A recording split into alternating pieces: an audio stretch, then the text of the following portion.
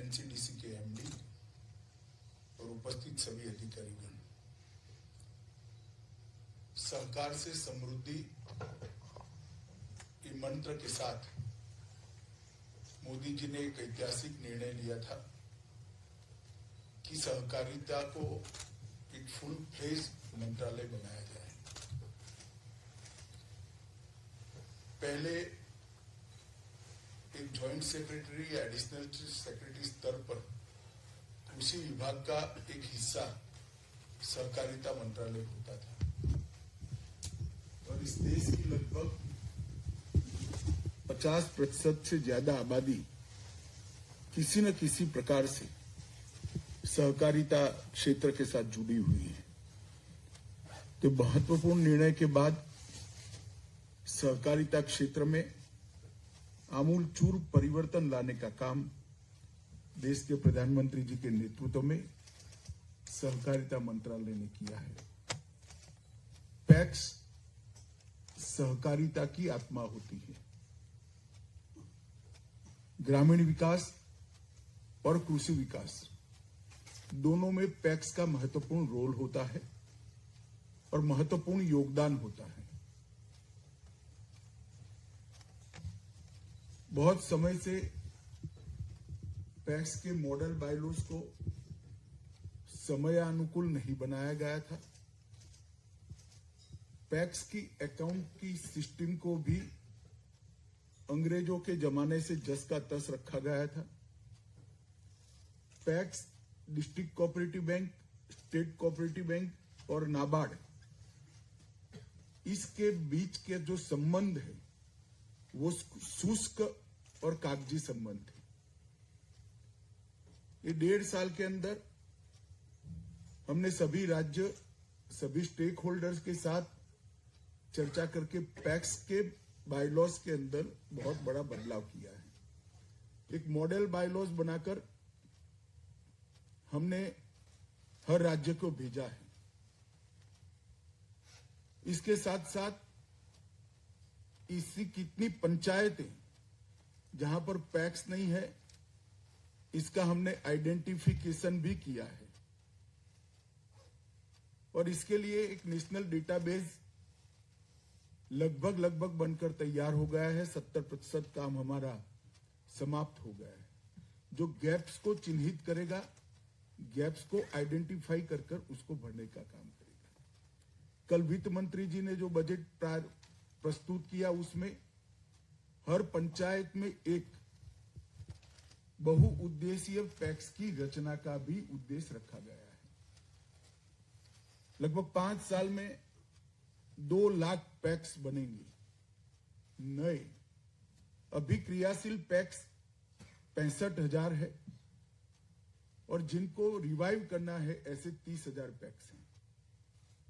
तो कुल मिलाकर 2,95,000 पैक्स बढ़ेंगे।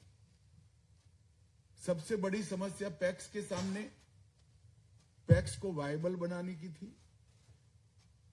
हमने इस दिशा में सहकारिता मंत्रालय ने काम कर पैक्स के साथ नए नए आयामों को जोड़ा है, जो ग्रामीण जनता की सुविधा, किसानों की सुविधा और ग्रामीण और कृषि विकास से संलग्न है।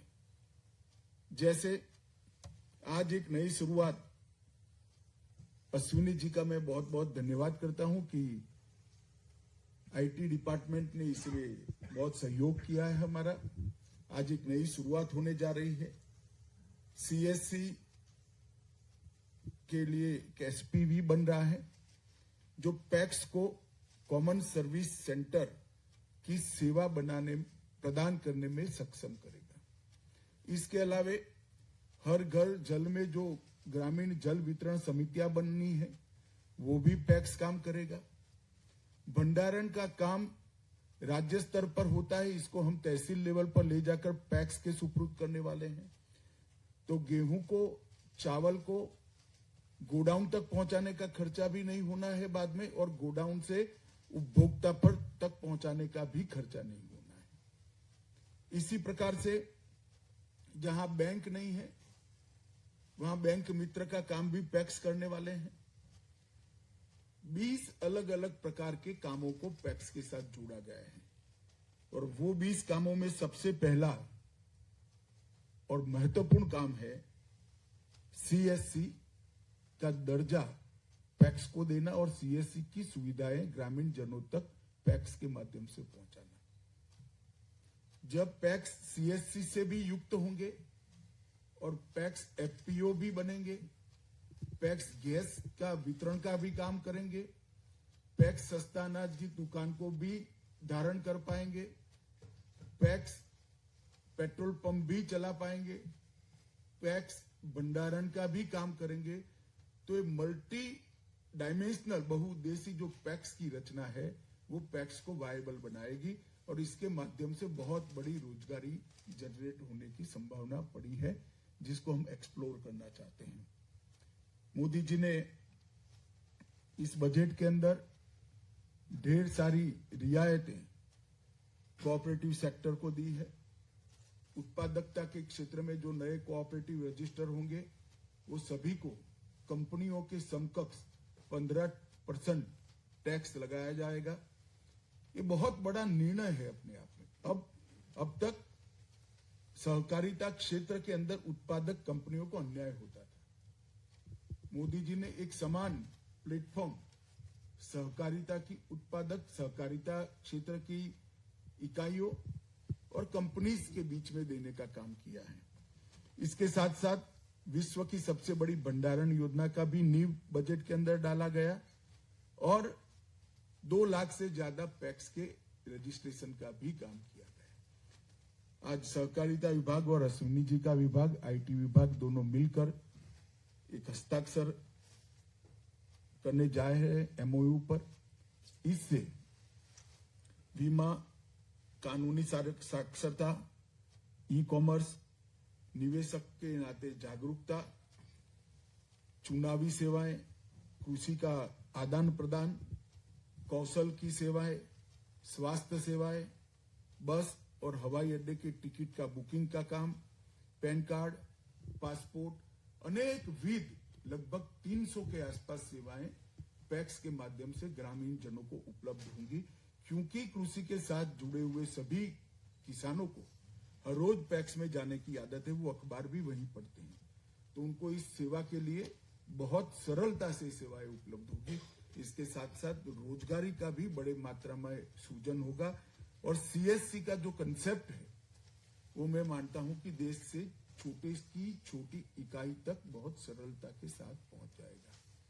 क्योंकि हमने पैक्स को कंप्यूटराइज करा है तो पैक्स पर कोई एक्स्ट्रा बर्डन भी नहीं आने वाला है। हर पैक्स में 3 कंप्यूटर होने, तो वो कंप्यूटरों से ही ये सारी सेवाएं उपलब्ध करा दी जाएगी। मुझे लगता है कि विन विन सिचुएशन है और बहुत बड़ा फायदा इससे मिलेगा। इसके साथ साथ इनपुट सेवाएं जैसे कि उर्वरक, बीज, कीटनाशक आदि के वितरण के लिए भी इसी के माध्यम से किसानों के साथ हम अपना संपर्क बढ़ाएंगे। तो आज एक बहुत बड़ा ऐतिहासिक निर्णय सहकारिता के क्षेत्र में और सामान्य किसानों को सुविधा देने के लिए आईटी डिपार्टमेंट और सहकारिता डिपार्टमेंट के संयुक्त प्रयास से हो रहा है। मैं फिर से एक बार आईटी डिपार्टमेंट का यहाँ पर धन्यवाद करना चाहूंगा कि उन्होंने कोई तकलीफ न हो इस तरह से सहकारिता विभाग के प्रस्ताव को स्वीकारा है और लाखों पैक्स तक ये सुविधाएं प्रदान करने का निर्णय किया है, जिसका मैं स्वागत करता हूं। और मोदी जी का जो स्वप्न है सहकार से समृद्धि, किसान सहकारिता दोनों मजबूत हो और ग्रामीण क्षेत्र के विकास की रीढ़ की हड्डी सहकारिता बने, इस स्वप्न को पूरा करने में इससे बहुत मदद मिलेगी, ऐसा मुझे विश्वास है। आप सभी का बहुत बहुत धन्यवाद।